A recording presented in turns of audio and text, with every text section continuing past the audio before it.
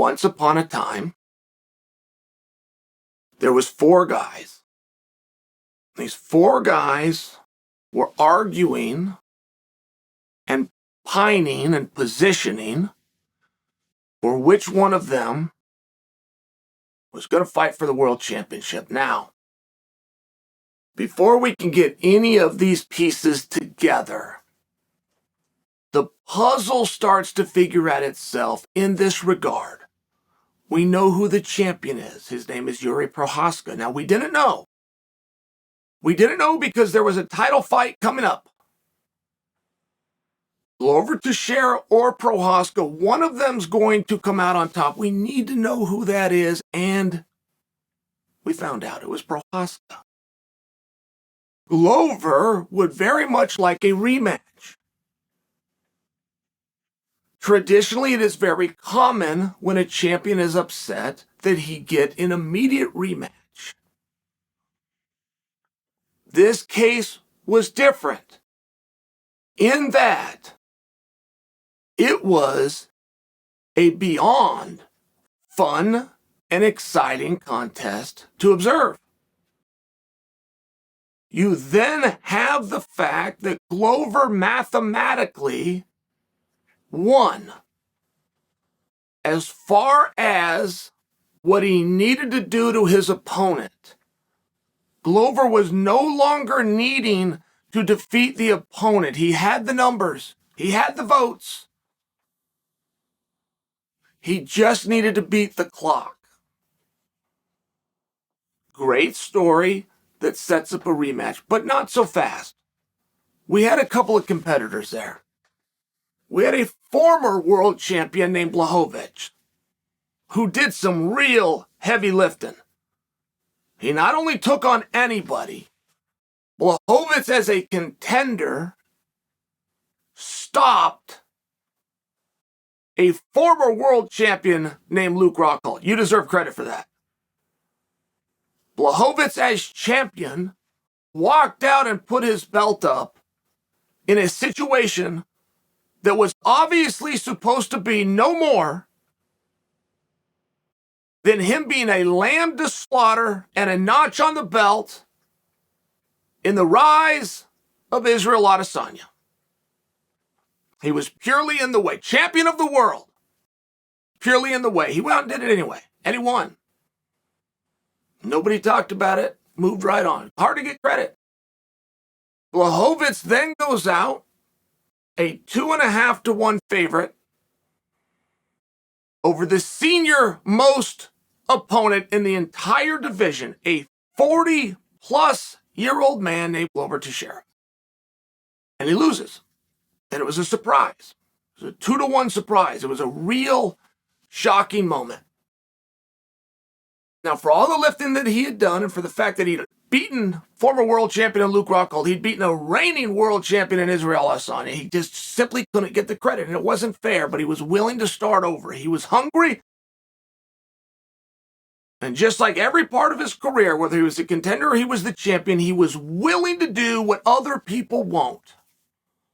And he finds himself opposite Raychik, who is a bad, long night out for anybody. And prior to the matchup with Raychik, it was stated that the winner of that fight would fight the winner of Glover versus Prochazka. Jon won the fight. Not only that, it was by stoppage in a main event on ESPN. All the pieces are there. Now, this isn't just Jon believing that he is now the #1 contender. Prochazka tweeted out, if I beat Glover, I will be defending against Jon.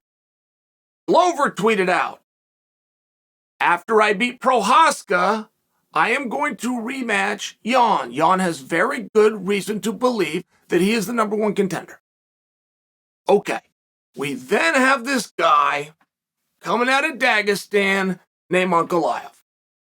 And Ankalaev, who has been kicking a lot of butt for a really long time, wasn't really getting attention, but now he's found the right opponent in the right placement. He found himself opposite Lionheart, who understands and is part of the media. Lionheart is going to make sure that this fight and the winner, therefore, gets his due. Ankalaev comes out on top. Okay, you've got really good and strong arguments here as to who should be fighting for the championship. In my own opinion, the Lionheart-Ankalaev fight was going to be the nail in the coffin. When they got into the ring after the fight, Ankalaev sandhagged the opportunity. He was a gentleman, he was polite, he didn't know what time it was, he just didn't understand what was going on, and he did not make his demand. When Ankalaev sandhagged his own opportunity, that ball goes back up in the air. So Glover makes his request, and it's very different than a demand. Glover asked for the match. That's very, very, very, very different than demanding the match. So he makes his request. Blachowicz didn't make a request. He just kind of reminded everybody of the deal that we already have. Here's a tweet that I have in writing from Mr. Samurai, who says, "I'm the guy." Very fair. Very fair. And then you have Ankalaev, who I believe they wanted to be the guy who blew his spot. Ankalaev then realized, I'm not going to get this fight. So instead of waiting, instead of having his fingers crossed and waiting to see on the outside chance that he might, instead of doing that, he got proactive. Instead of publicly being rebuked, he publicly removed himself from contention. And when he did that, he took Blachowicz with him by calling Blachowicz out. As soon as Ankalaev said, I want to fight Blachowicz, he's now no longer even a possible opportunity to fight him for the championship. He might not get the Blachowicz fight, but he's now for sure not getting the Prochazka fight. And once Ankalaev got interest in Blachowicz, which was greater than or perhaps equal to Blachowicz versus Prochazka, it was the first call out that we had. It was the first real suggestion that we had, because Ankalaev went a little bit further, and he said it'll be a number one contenders match. So now all of a sudden we're all looking around going, hey, I think you just solved the problem. Yeah, let's do you guys for a number one contenders match. So there's only one guy left, which is Glover. So we're obviously going to put Glover with Prochazka, but we've also got the number one contenders match. Matter of fact, it's such a good idea, Ankalaev. We'll just put you guys all the same night, almost like a little tournament. A couple of semifinals, and it'll all work. And we'll never say it, but the audience will connect these dots themselves. And Blachowicz was stuck in that moment. The moment that Ankalaev went overboard and grabbed Blachowicz and took him with him. Those are reasons to fight. That is a nasty, nasty, nasty thing that Ankalaev did. I don't believe he did it on purpose. I don't believe it was calculated. I think it was very smart for him to not be publicly rebuked. I think it was very smart for him to look around and see, I'm not going to get the opportunity, and to take himself out of contention as though it was his idea. When you're doing that, you got to line up your next match. If you can make it a number one contenders match, well, hell, that's the next best thing to the actual championship fight. Like, I feel like Ankalaev did absolutely everything right. It was a mean and nasty thing to do, whether it was mean-spirited or not.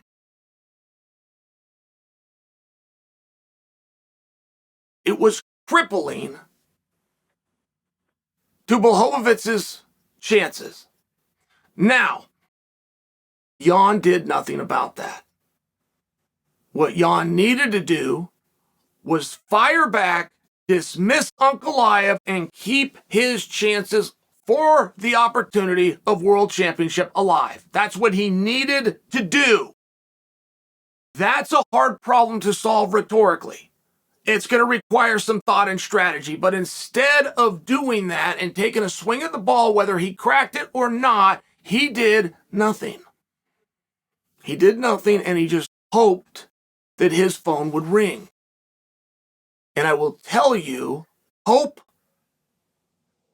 while it does work many times, hope is not a strategy. That's an incredible reason that they're fighting. It's incredible what Ankalaev did. It's incredible how successful he was in avoiding public rebuke, saving face, all the while setting up a fight for himself. It was all very selfish. The other side is what it irrevocably and undeniably did to Blachowicz. That's the truth, and that's interesting. Neither side has told you that. Neither side has brought this to your attention. A tweet by Ankalaev to save face for himself is what led him to being opposite Blachowicz. That's the story of this fight.